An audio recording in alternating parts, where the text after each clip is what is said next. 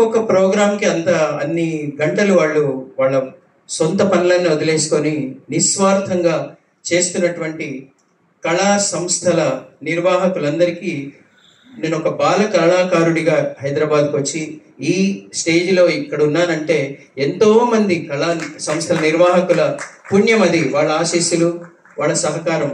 ఎప్పుడు నేను ఏ కళా సంస్థ నిర్వాహకులు నాకు ఫోన్ చేసినా నేను అంత మర్యాదగా వాళ్ళకి 2 చేతులు జోడించి తప్పకుండా వస్తానండి అని చెప్తాను.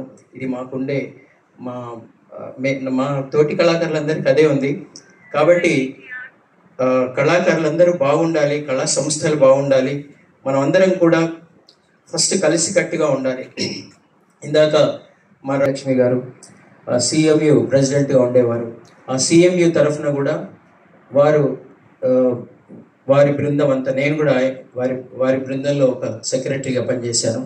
సో ఎంతోమంది కళాకారులకి కరోనా సమయంలో విజయలక్ష్మి గారి బృందం, లిటిల్ మ్యూజిషియన్స్ అకాడమీ నుంచి కూడా మేము కూడా కొంతమందికి మా శక్తి మేరకు ఉడత భక్తిగా మేము చేయడం జరిగింది. ఇలా చాలామంది గుప్త దానాలు చేస్తుంటారు ఎంతోమంది. వాళ్ళందరూ కూడా పుణ్యాన కళాకారులు కూడా ఎవరికి కూడా ఏ కష్టం కాకుండా ఉంది. అయితే ఇప్పుడు ఈ ఫోరం అనేది మనం పెట్టుకున్నామండి. ముఖ్యంగా మనం ఫస్ట్ ఆచరించాల్సింది ఉంటాం మేము.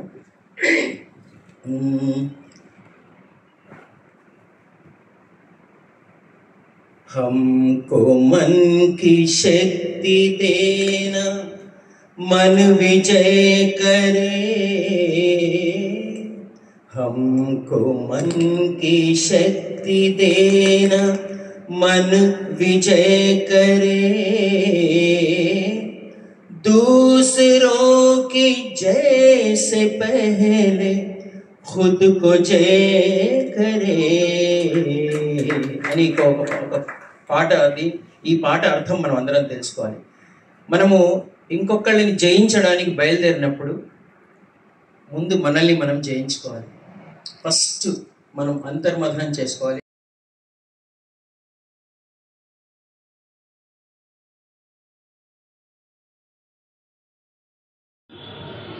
తెలంగాణ కల్చరల్ ఆర్గనైజర్స్ ఫోరం అనే ఒక ఫోరం ఇవాళ ప్రారంభోత్సవం జరిగింది. మన పెద్దలు కేవీ రమణాచారి గారు, రిటైర్డ్ IAS ఆఫీసర్, వారి చేతుల మీదుగా ఈ ఫోరం ఇవాళ ప్రారంభించబడింది.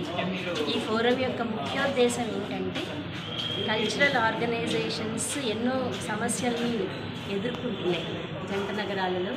ముఖ్యంగా ఎక్కువ ఆడిటోరియంస్ లేవు. మన ఇంత పెద్ద ఇన్ని కోట్ల మంది జనాభా ఉన్న, ఇన్ని వేల మంది కళాకారులు ఉన్న ఈ జంట నగరాల్లో ఆడిటోరియంస్ సరిగ్గా లేవు అని అదొకటి. తర్వాత కళాకారులకి భద్రత కల్పించాల్సిన కొన్ని పరిస్థితుల్లో ఈ ఫోరం ఒక ఎజెండా ప్రిపేర్ చేసుకుందండి. మేము ఇవి కార్యక్రమాలన్నీ మా ఉద్దేశం అనేటువంటి ఎజెండాతో ముందుకు వెళ్తుంది ఈ ఫోరము. సో ఈ ఫోరంని మీరందరూ కూడా ఆశీర్వదించాలి అని నేను మనస్ఫూర్తిగా కోరుకుంటూ, నా సలహాలు కూడా ఈ ఫోరంకి ఎప్పుడు కావాలంటే అప్పుడు ఇవ్వడానికి ఒక సీనియర్ ఆర్టిస్ట్గా నేను సిద్ధంగా ఉన్నానని తెలియజేస్తాను. మేడం, మీరు ఇప్పటివరకు ఎన్ని పాటలు? నేను దాదాపు 10,000 ప్రోగ్రామ్స్ చేశానండి. 2 నంది అవార్డ్స్ వచ్చాయి నాకు ఆంధ్రప్రదేశ్ ప్రభుత్వం. కొత్తగా వచ్చేవాళ్ళు ఈ ఫీల్డ్ సైడ్ వచ్చి మీరేం చెప్తారు మేడం? అంటే మనం కళని నమ్ముకున్న వాళ్ళమండి, కళనే నమ్ముకోవాలి. ఇంకా వేరే అంటే కమర్షియల్గా వెళ్లకుండా కళని నమ్ముకున్న ఏ కళాకారుడైనా తప్పకుండా ఉన్నత స్థితికి వస్తాడనేది నా అనుభవం మీద తెలుసుకున్నటువంటి విషయం అండి.